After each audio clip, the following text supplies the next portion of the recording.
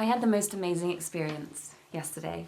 I met the author who wrote the book that I narrated, which made me realize I am AuDHD. And honestly, you couldn't write this because this woman is an ex-acting agent.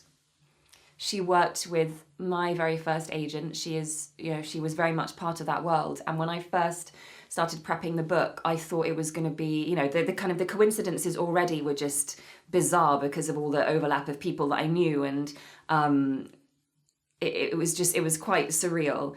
And, I was having to voice my ex-agent, and it was a very odd thing to be faced with. And so I thought the catharsis of reading that book was going to be about me coming to terms with the issues I've had in my acting career, and I suppose having to let go to some extent of the dreams and the push of that young actress that I was. But what the book was really about was Lucy. I'm going to use her name because I know she wouldn't mind. It's about Lucy's husband being diagnosed in his 50s as AuDHD, and the processing of that and the fallout of that on their relationship, on his life, on her life.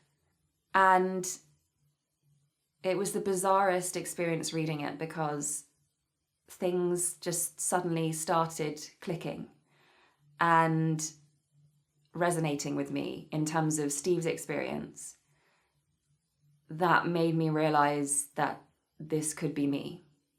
Until this point, my understanding of autism and ADHD was a very stereotypical one, as I think a lot of people's is, just, the kind of the stereotype presentation of it, which was not me at all.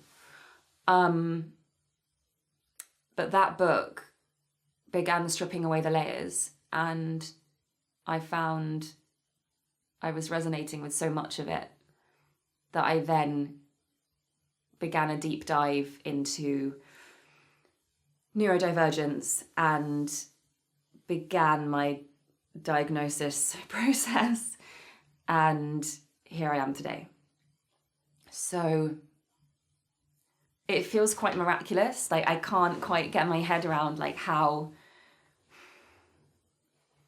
magic that all was coming together at that point in my life, at a point when I was already, I was in treatment with the Priory for my eating disorder, but that wasn't really hitting the spot.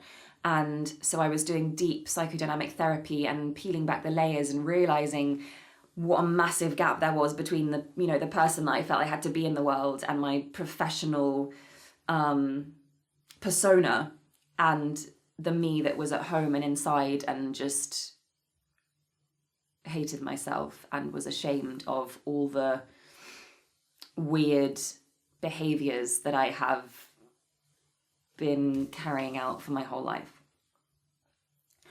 So yesterday I met Lucy and we talked for 3 hours, which I can tell you, me sitting down for that length of time, that does not happen.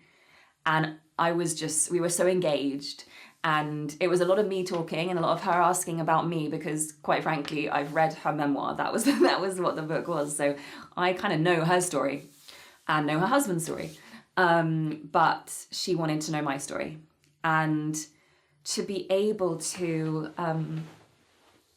for the first time ever, bring those two parts of me, the professional, who I thought I had to be, who I thought I should be,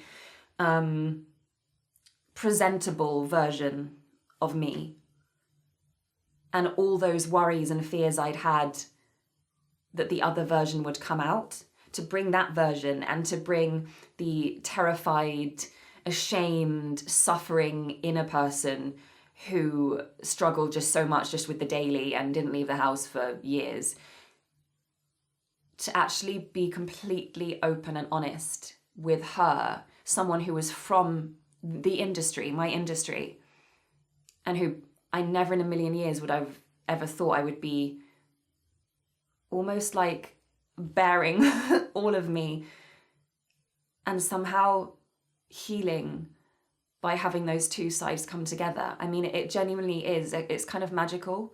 I will never forget that day. I will never forget any of this diagnosis experience and this, kind of this process. But that was so special to me because I was able to go through almost all of those moments when I've been struggling so much to hold it together and I felt I couldn't say anything. And to have someone like her validate my experience and fully comprehend in a way that perhaps, I don't know if there must be other people who would understand, but it was such a rare person to be able to see every aspect of my experience and knowing how hard the industry is and what it can do to you, but then also combining that with the struggle of autism and ADHD, and she understood the extremity of what I've been through,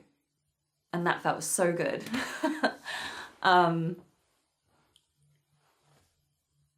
It's the whole world is new, because everything that I was telling her was everything I had been so desperate to hide that it made me ill, so ill, and just it almost broke me many times. And I mean that in kind of the most serious possible way. Broke me. I didn't know how to carry on. But even in my worst moments of physical, emotional, mental health, I never said a word to anyone in the industry. And only very few people, very, very close friends, knew some of it. And close family knew most of it.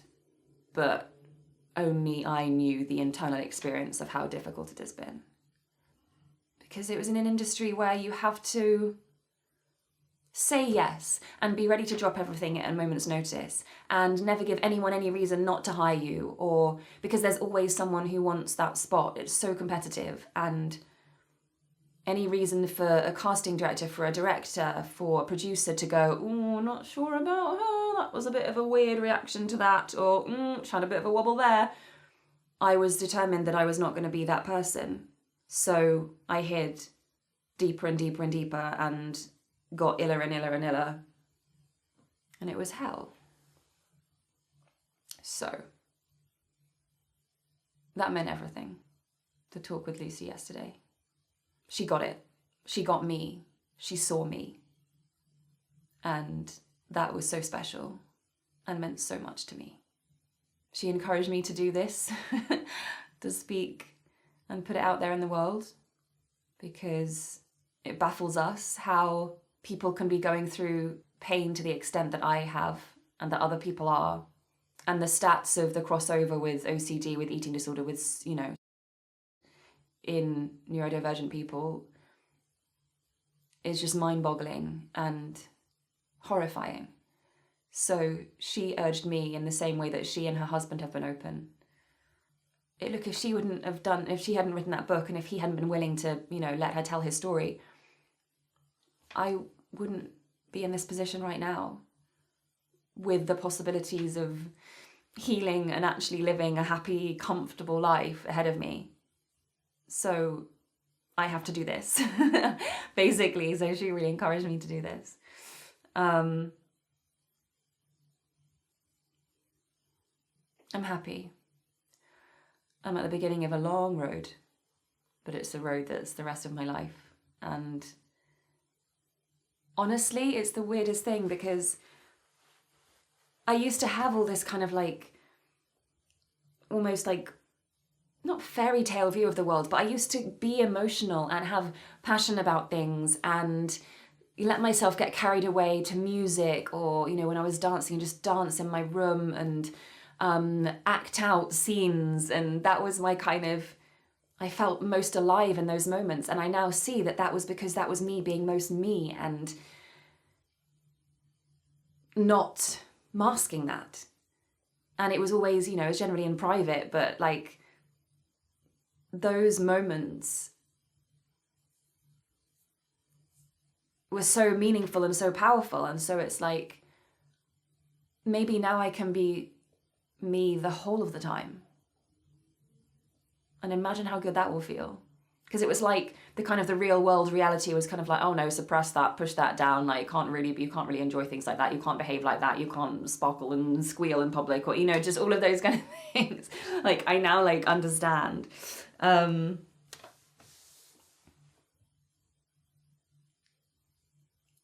And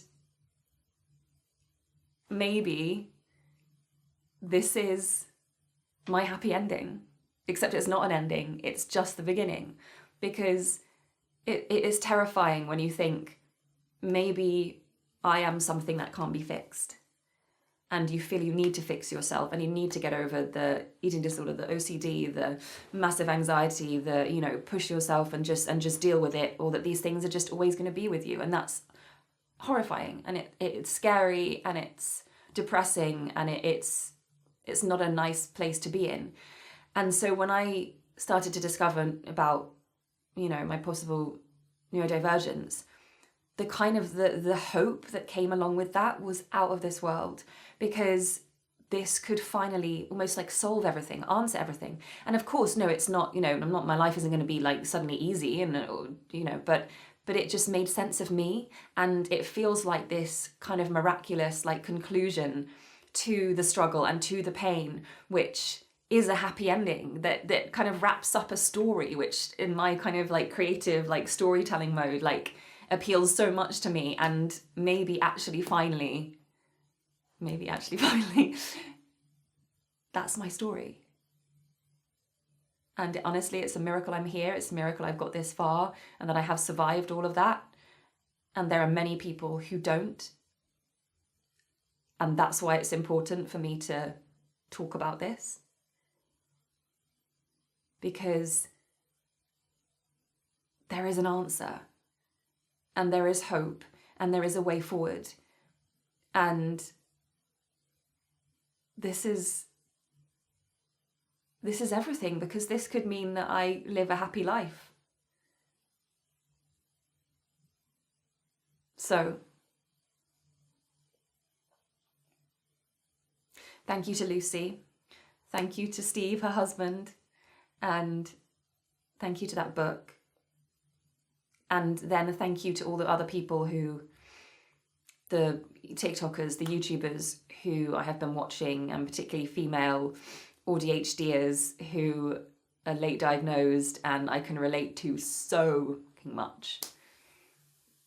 It's like finally finding you and somewhere in a community where you make sense. It's the weirdest thing, because it is an unseen, an invisible condition. Autism particularly was something other, and it has a certain presentation and a certain look, and that's kind of contained, and it looks like something over there. But if you take that away and those stereotypical presentations, what does it look like? How on earth do you know what's going on inside for someone? And that's kind of mind-blowing, and I don't know the answers to how we begin to recalibrate society to take that into consideration. But if it's so invisible, if it's invisible but can be as destructive as it has been to me by not being out in the open, by being suppressed, by being masked in increasingly worse and worse and more extreme dysfunctional ways, then we need to be open about it.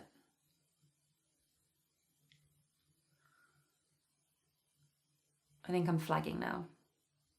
I'm gonna go. But yesterday was really special. And I'd like her to help me write my memoir. Memoir sounds like, you know, it's all over. To help me write a book about my experiences. that's suddenly become something I really want to do. But I will begin to share stuff in these videos because it feels important, and yeah, open and honest and no going back. That's my place.